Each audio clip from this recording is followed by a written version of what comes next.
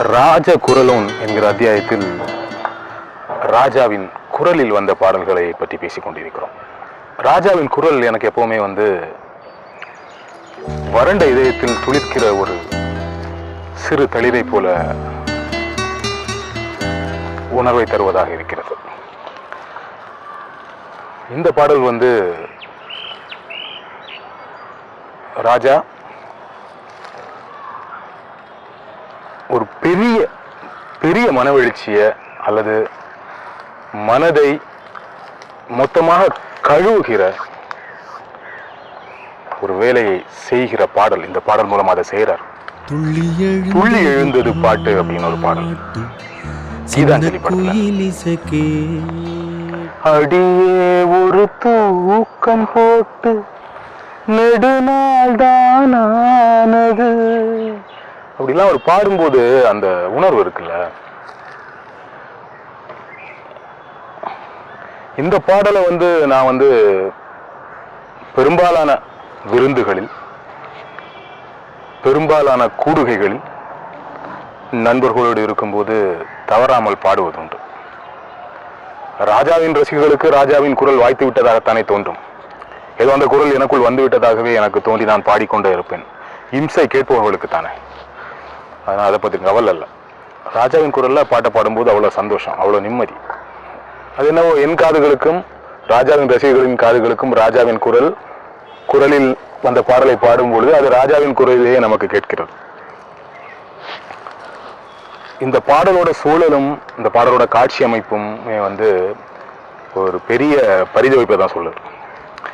அது மாதிரியான உணர்வை ராஜாவோட குரல் வெளிப்படுத்துகிற அழகு இருக்குல்ல, அதை வெறுமனே ஒரு பேச்சிலையோ அல்ல வெறுமனே ஒரு எழுத்துலையோ விவரிக்க முடியுமானா கடினமான விஷயம்தான். அற்புதமான வரிகள், அற்புதமான உணர்வு. ஒருவேளை இந்த பாடலை ராஜா பாடலைன்னா இந்த பாடல் இத்தகைய ஒரு அற்புதமான ஒரு பாடலை அமைஞ்சிருக்காது, அடிச்சு சொல்ல முடியும் என்னால். நான் இந்த பாடலை பற்றி பேசும்போது எப்பவுமே வியந்து பேசுறது உண்டு. இந்த பாடலை நான் இரவு நேரங்களில், என்னுடைய பெரும்பாலான இரவு நேரங்களில் இந்த பாடல் ஆக்கிரமித்து விடுகிறது அந்த பொழுதுகளை. என்ன ஒரு சந்தோஷம், அது ஒரு இனிமையான ஆக்கிரமிப்பா இருக்கு. ராஜாவோட இசை எப்பவுமே நம்மை ஆக்கிரமிக்கும் பொழுது நாம் முழுவதும் அதில் ஐக்கியமாகி அதிலேயே பயணிக்கிறோம். கிட்டத்தட்ட ஒரு நீளமான ஒரு ரயில் பெட்டியிலோ நீளமான ஒரு தொடர் வண்டியில் ஏறி ஆளரவமற்ற ஒரு மலைப்பாதையில் தன்னந்தனியே அந்த தொடர் வண்டியில் அமர்ந்து அந்த அழகை மொத்தமாக உள்வாங்குகிற ரசனையை இந்த பாடல் எனக்கு தருகிறது. இந்த பாடலை பற்றி நான் பேசிகிட்டே இருக்க முடியும் என்னால். இந்த பாடல் தரக்கூடிய ஒவ்வொரு என்னென்ன மாதிரியான உணர்வுகள் எல்லாம் எனக்கு தருது அப்படிங்கிறத நான் என்னால் பேசிகிட்டே இருக்க முடியும் தொடர்ந்து நிறைய. ஒரு தன்னந்தனியனா ஒரு பாலைவனத்தில் நின்றால் கூட இந்த பாடலை கேட்க முடிந்தால் அந்த பொழுது அழகாக மாறிவிடும் என்று எனக்கு தோன்றும்.